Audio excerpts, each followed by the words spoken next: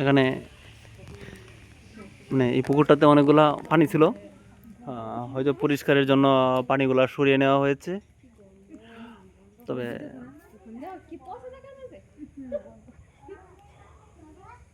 পচা কেন একটা এর তো বেড়া এই আরে একটা একটা কামড়াইছে।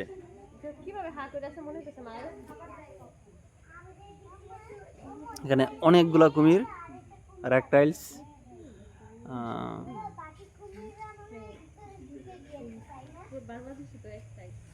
মানে রপ্তানিমুখী কুমির ফার্ম একটাই, আরেকটা আছে চট্টগ্রামে, তবে এটা গবেষণার জন্য ব্যবহার করা হয়।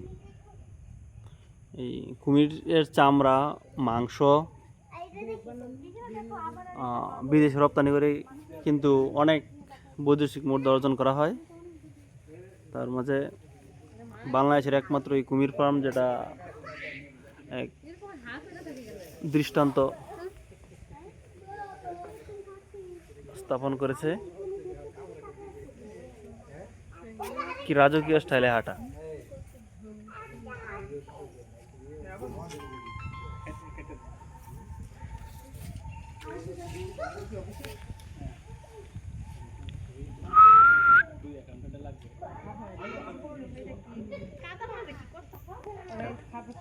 ওইটা তো সমস্যা না কোনো।